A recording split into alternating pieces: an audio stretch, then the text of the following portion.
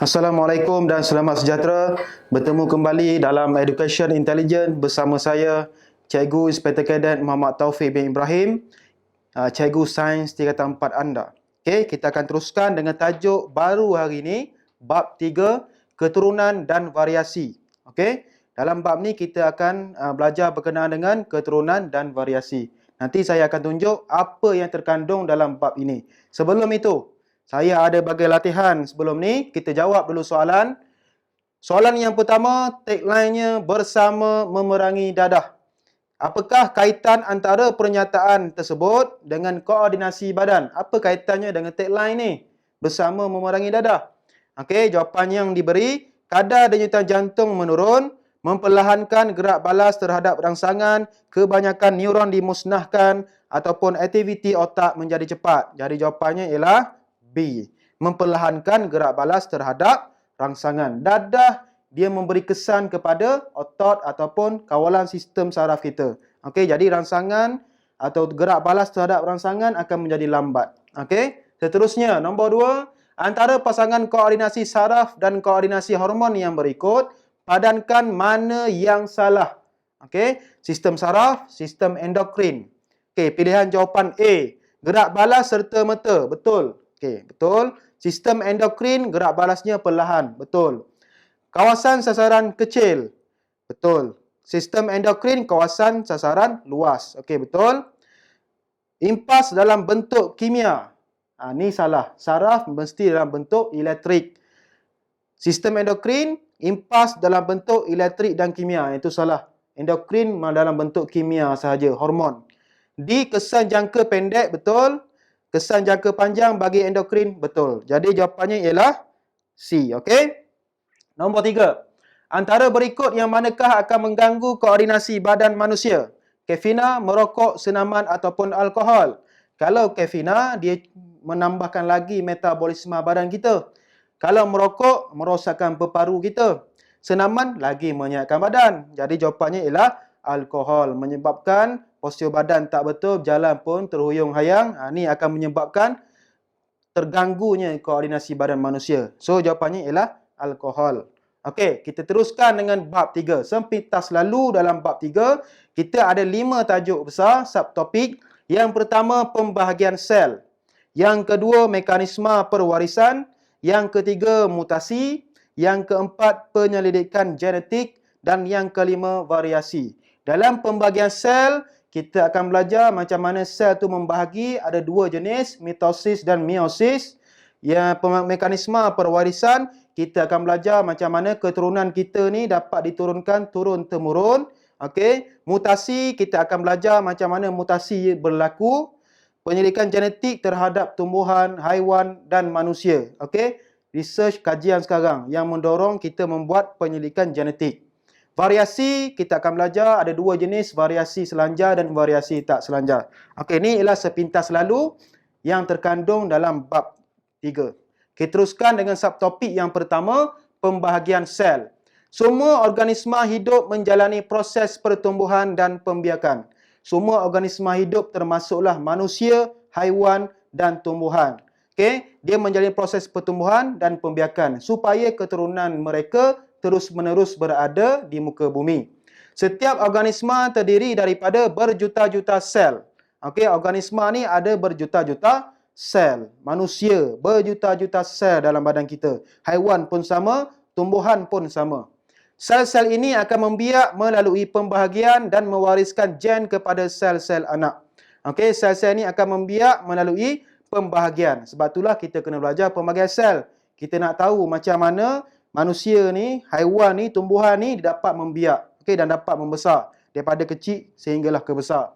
Pewarisan ciri atau sifat daripada ibu bapa kepada anak dikenali sebagai keturunan. Ni namanya keturunan. Okey. Keturunan dikawal oleh gen. Okey, apa itu gen? Kita akan belajar selepas ini.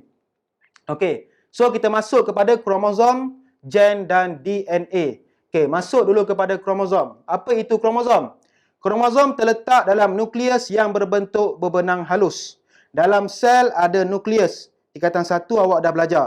Okey, dalam sel tu ada nukleus, ada sitoplasma. Okey. Jadi dalam nukleus tu ada kromosom. Bentuk dia bentuk berbenang halus. Nanti saya tunjuk gambar macam mana. Kromosom membawa maklumat yang menentukan ciri-ciri yang ada pada kita ataupun gen.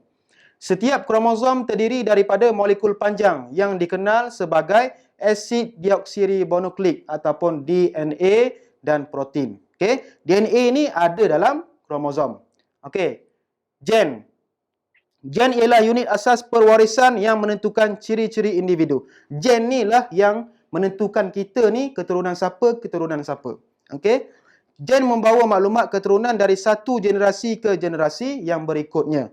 Gen terdapat di dalam molekul panjang yang dikenali sebagai DNA tadi ni. Dalam DNA ni ada gen. Okey. DNA ni terletak dalam kromosom. Okey, gambar ni macam ni. Okey, ni ialah sel manusia ataupun sel haiwan, sama sahaja. Tapi sel tumbuhan lainlah. Okey, ini sel manusia. Dalam sel manusia ada nukleus. Ni ialah nukleus. Okey, dalam nukleus ada kromosom. Ni ialah bentuk kromosom berbenang halus. Macam inilah namanya berbenang halus. So, berbenang tu kita uraikan dia. Dalam berbenang halus ni ada DNA. Dan dalam DNA ada gen. Ni berkait ni. Okey, so gen terdiri daripada DNA, DNA masuk dalam kromosom, kromosom masuk dalam nukleus, nukleus ada dalam sel. Ni perkaitan dia. Kalau nak tengok perbandingan dia, macam ni. Okey, ni bumi besar. Tu analoginya kepada sel. Kalau kromosom tu macam negara. Okey, dalam sel ni bermacam-macam kromosom. Jadi contohnya dalam bumi ni bermacam-macam negara. Dalam negara ada negeri, dipanggil serpihan kromosom. Dalam negeri pula ada beberapa bandar, namanya gen. Dalam bandar ada daerah, namanya pasangan base nukleotida. Okey, DNA lah tu. Alright. Okey, itu perbandingan dia. Okey, dalam pembahagian sel ada dua jenis, iaitu mitosis dan meiosis. Okey, kita akan belajar mitosis, macam mana berlakunya mitosis dan macam mana berlakunya meiosis. Dan apa kepentingan dua benda ni terhadap organisma hidup. Kita, haiwan ataupun tumbuhan. Okey, mitosis. Mitosis ialah proses pembahagian yang berlaku di dalam sel soma. Sel soma ni sel badan. Iaitu sel matang akan membahagi kepada dua sel anak yang sama. Okey, mitosis berlaku pada sel soma tetapi tidak berlaku pada sel pembiakan. Dia berlaku seluruh sel badan kita kecuali sel pembiakan. Okey, itu mitosis.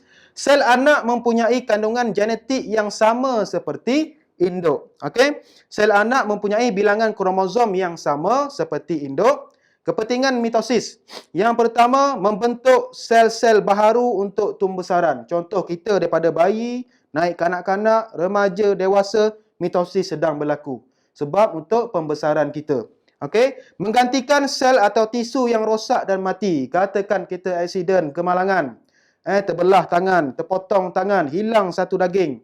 Jadi mitosis ni akan dijalankan untuk menggantikan sel ataupun tisu yang rosak tadi. Itu penting mitosis. Membolehkan bahan baka diturunkan kepada sel anak. Okey, tengok proses mitosis. Okey, ni ialah sel induk. Okey, dalam sel induk. Okey, diteruskan, lepas tu dia akan pergi kepada bawah ni.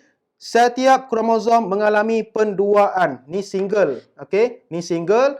Lepas tu dia akan jadi penduaan. Okey, jadi dua pasang dan membentuk sepasang kromatid yang terikat pada sentroma. Sentroma bulatan tengah ni.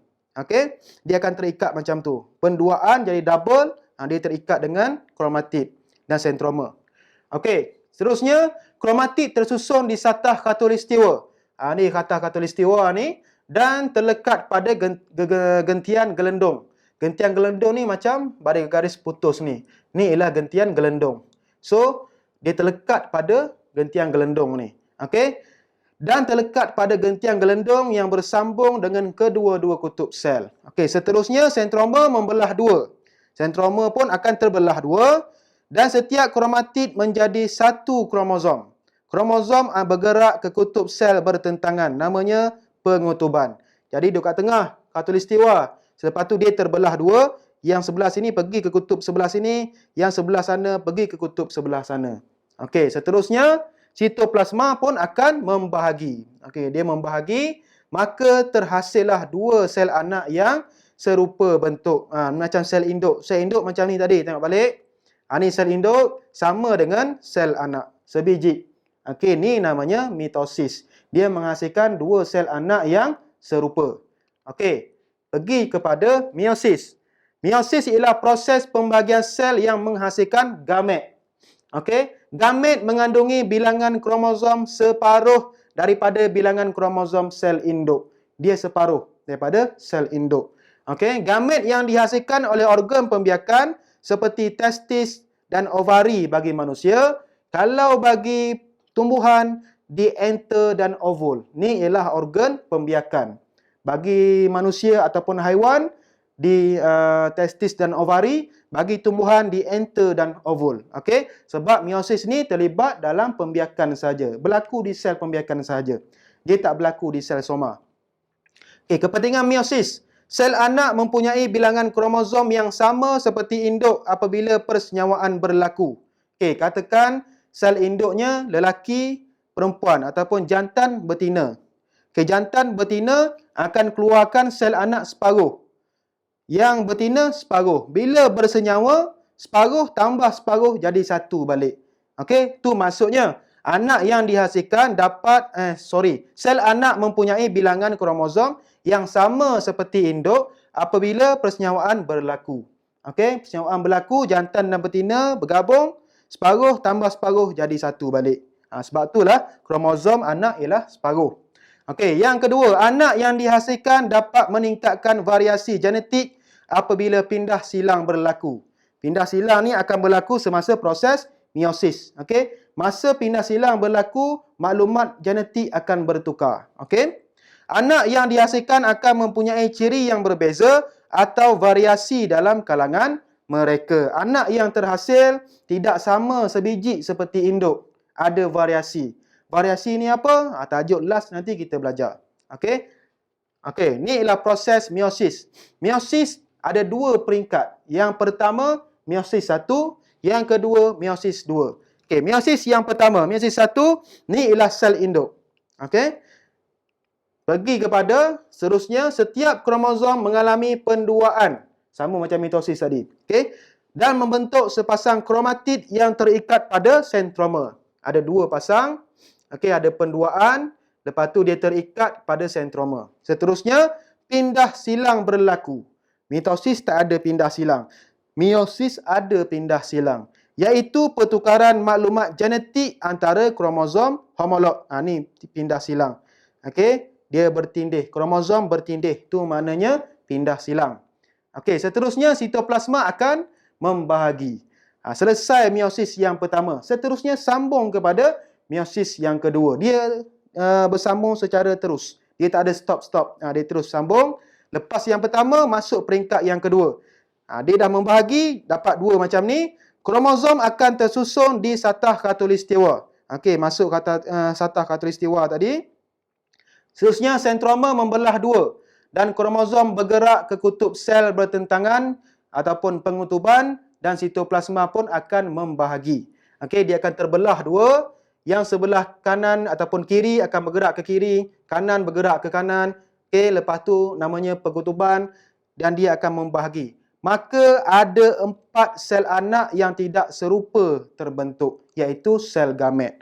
Tak serupa, okey. Ni tengok, kalau induk macam ni, anak macam ni. Okey, dia tak sama, okey, sebab ada pindah silang tadi. Alright. So, perbandingan antara mitosis dan meiosis. Okey. Ni perbandingan supaya kita nampak apa beza mitosis dan apa beza meiosis. Okey, mitosis berlaku di sel soma, sel badan untuk menghasilkan sel yang baru, manakala meiosis berlaku di organ pembiakan untuk menghasilkan gamet. Yang kedua, sel anak mempunyai bilangan kromosom yang sama dengan sel induk. Tetapi meiosis mempunyai bilangan kromosom separuh daripada sel induk. Tu beza dia. Okey. Yang ketiga, menghasilkan 2 sel anak. Yang meiosis menghasilkan 4 sel anak. Tu beza. Mitosis ada 2 sel anak. Meiosis ada 4 sel anak. Pindah silang tidak berlaku pada mitosis. Tetapi pada meiosis, pindah silang akan berlaku. Maklumat genetik akan bertukar. Seterusnya, sel induk membahagi sekali sahaja. Ada satu saja, sekali saja sitoplasma membahagi. Tapi kalau meiosis membahagi 2 kali. Sebab itulah dia ada 2 peringkat. Meiosis pertama dan meiosis kedua. 2 kali dia membahagi. Sel anak mempunyai maklumat genetik yang sama dengan sel induk. Sel induk dengan sel anak, maklumat genetik sama. Tapi kalau meiosis, sel anak membawa maklumat genetik yang berbeza dengan sel induk. Sebabkan oleh pindah silang tadi. Untuk pertumbuhan dan pembiakan aseks. Pembiakan aseks tidak melibatkan pembiakan, sebab itulah dia terlibat mitosis. Okey? Dan untuk pertumbuhan sel-sel baharu. Kalau meiosis untuk menghasilkan gamet dan pembiakan seks. Jadi untuk pembelajaran seterusnya kita akan belajar prinsip mekanisme perwarisan. Jadi sekian saja, kita jumpa lagi. Assalamualaikum dan salam sejahtera.